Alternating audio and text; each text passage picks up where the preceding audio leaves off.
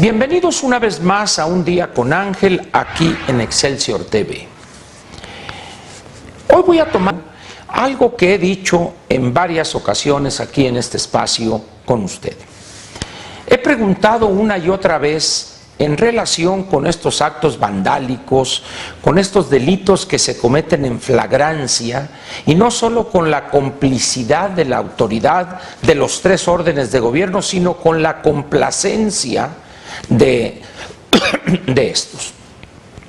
Hemos escuchado, recuerda usted el año anterior, el año 2013, con aquellas manifestaciones de la gente que tomaron por asalto la Plaza de la Constitución y posteriormente se fueron a un plantón aquí contiguo al Monumento a la Revolución. Se escuchó de parte, una y otra vez, de parte de autoridades del gobierno del Distrito Federal, que como ellos eran un gobierno fuerte, por lo tanto eran tolerantes. Hoy el adjetivo de tolerante ha cambiado, ahora es un gobierno cauto. Yo dije más bien incauto, pero la palabra, el adjetivo que utilizaron ellos es que no actúan y dejan hacer a los vándalos, a los delincuentes, porque ellos son un gobierno cauto. Bien. Sin embargo, donde las cosas están exageradamente confusas es en los estados de Michoacán y Guerrero. En el caso de Oaxaca están prístinas, cual gota de lluvia, clarísimas. Dirá usted, bueno, ¿cómo es posible? Si la CENTE y la sección 22 causan destrozos 1000 en ese estado, plantones que ya lleva meses, etcétera. Por eso le digo, ya están claras las cosas en Oaxaca. Ahí no hay gobierno. Ese que está de gobernador, no le crea usted, no es el gobernador. Los que gobiernan realmente es aquel señor Núñez, si no me equivoco, ese es su apellido, pertenece a la CENTE, a la sección 22 o algún parapeto que encubre sus actividades delictivas. En el caso de Michoacán y Guerrero, tenemos hoy al frente del Ejecutivo Estatal a dos académicos, cualquier cosa que ello signifique. No sé si concursaron en la academia, de ahí el adjetivo de académicos. Evidentemente, si participaron, fueron eliminados porque pues no llegaron ni en la primera ronda llegaron. Estos dos académicos son hoy los gobernadores que entraron a reemplazar, en el caso de Michoacán, al señor Fausto Vallejo, de triste memoria, un hombre que si bien tenía un prestigio elevado en cuanto a funcionario público eficaz en su tarea, particularmente al frente del ayuntamiento de la ciudad capital de Morelia, y en Guerrero, el académico Ortega sustituyó a alguien que ni vale la pena mencionar, salvo que en el futuro mediato o inmediato, la Procuraduría General de la República, como dicen, lo ajustara y tomara alguna acción en contra de su desempeño al frente de la gobernación en Guerrero. Estos dos disque gobernadores dicen cosas interesantes. Para no equivocarme y poner en boca de ellos palabras que no han pronunciado, voy a leer textualmente. El periódico Excelsior, el día de hoy, nuestra casa editorial, en la primera sección, la nacional, página 25, vienen declaraciones del señor Jara, el doctor Jara, que dice lo siguiente: los protocolos de seguridad son para garantizar no solamente los derechos de las personas, sino los derechos de las policías, porque también son seres humanos. Gran descubrimiento. Seguramente su doctorado en filosofía de la física le ayudó a llegar a esta conclusión de fundamental importancia. Dijo más: los protocolos dicen, yo creo que pensó el decir establecen, determinan, recomiendan, que tiene que haber 3 policías por cada manifestante y tienen que ser policías especiales, no de cualquier tipo de policía, Tenemos solamente 110 policías en Morelia con características para detener esas manifestaciones, dijo Jara Guerrero. Dijo más, justificó que no busquen las autoridades convertir a Michoacán en un estado más violento al reprimir a manifestaciones. Se debe actuar con prudencia e inteligencia. Vea usted nomás el cebollazo que él se da a sí mismo. Fíjese usted, al reprimir manifestaciones se debe actuar con prudencia e inteligencia para evitar confrontaciones entre policías y normalistas. Y aquí, en buen cristiano, por supuesto, prudencia e inteligencia quiere decir pusilanimidad, cobardía, complicidad o simplemente laissez-passer, laissez-faire. Dejar pasar, dejar hacer a los vándalos y los delincuentes que queman edificios, secuestran personas, roban autobuses, tranquilamente. Vayamos ahora a recordar rápidamente lo que dice el otro académico que está al frente de la gobernación en Guerrero. Él pues ya es conocida su propensión a decir, prefiero renunciar a reprimir.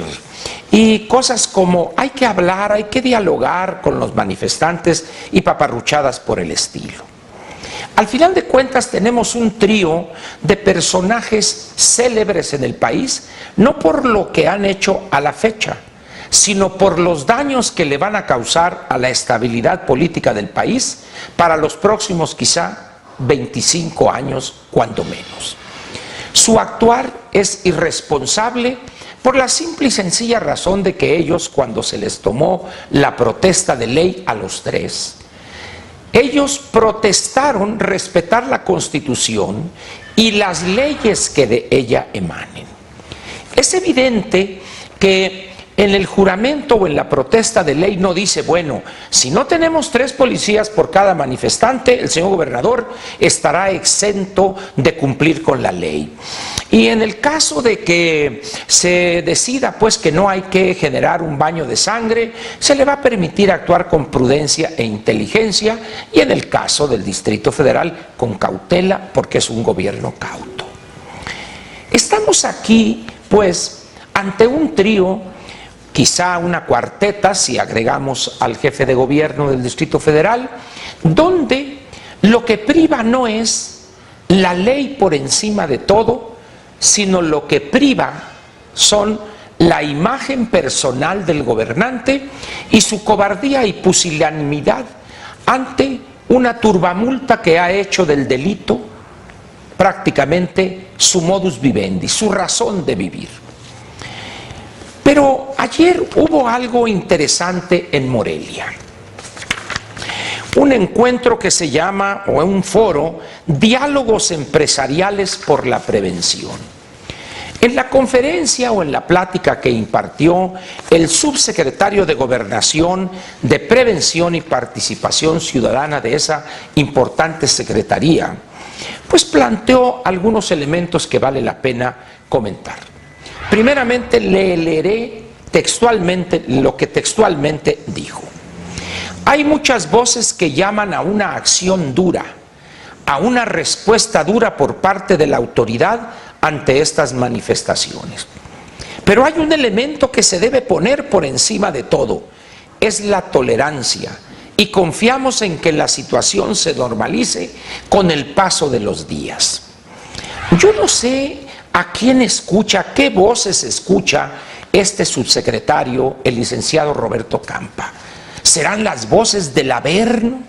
¿Serán las voces de algún espíritu que se manifiesta ante él?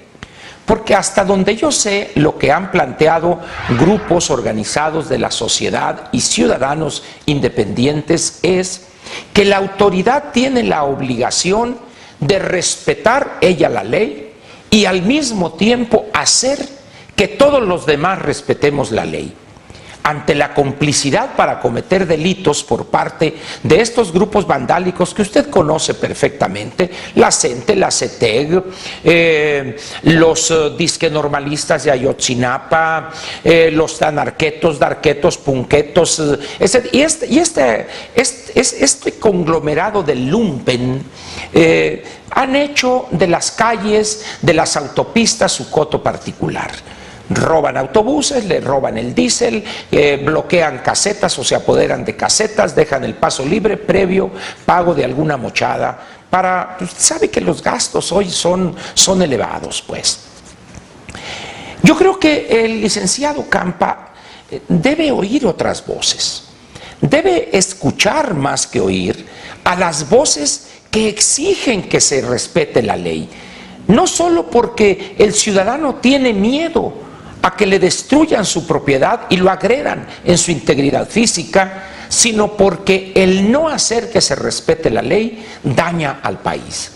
Lo daña no solo en su imagen en el exterior frente a inversionistas potenciales o aquellos que ya teniendo inversiones en México quizá pospongan como producto de esto que está pasando la expansión de una planta o de alguna operación productiva. Estamos ante una situación donde también en el espacio interno hay consecuencias negativas. Cuando la autoridad abdica de esa obligación que tiene de cumplir la ley, envía un mensaje perverso a los agentes económicos privados. Algunos se protegen, dejan de invertir o de expandir sus negocios o simplemente rematan sus operaciones, sus empresas y se van de esos 3 estados.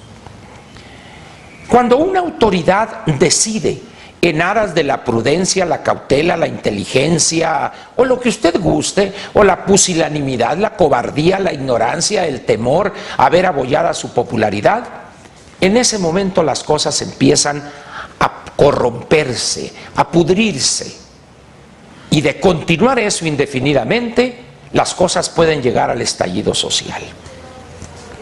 Yo termino diciéndole a usted que aquella pregunta que he hecho una y otra vez de ¿hasta cuándo veremos esto?, tiene una respuesta. Se la doy ya al final de este comentario. Yo pienso que deberemos aguantar esto que hemos visto desde hace varios meses y más agudamente en las últimas semanas, hasta que esto truene, hasta que sea la debacle, y si no la ruina total del país, sí la ruina en esos 3 estados que son Michoacán, Guerrero y Oaxaca. ¿Se ha puesto a pensar usted que estos desmanes de estos grupos vandálicos se registran en los estados más atrasados, los más pobres, los más marginados del país, como son Michoacán, Guerrero y Oaxaca? ¿Por qué no van los de la CENTE a Nuevo León, por ejemplo, a Sonora, a Baja California? ¿Por qué no van a Aguascalientes, a estados donde hay un mejor nivel de vida y donde su mensaje absurdo y ahistórico, por decirlo menos, nadie lo tomaría en cuenta? Pero aquí, en estos 3 estados, la miseria, la ignorancia, el analfabetismo y la creencia de que lo que estos plantean, ese viaje al socialismo, les llevará al paraíso terrenal sin pagar boleto, solamente en esos estados donde la pobreza es extrema y la ignorancia prácticamente también, estos grupúsculos tienen un gran éxito. Al final, como diría el respetado periodista Ciro Gómez Leiva, que se joda esa tercia de estados. Muchas gracias y muy buenas noches. Todo sobre el mundo del espectáculo y entretenimiento lo podrás disfrutar en los siguientes videos.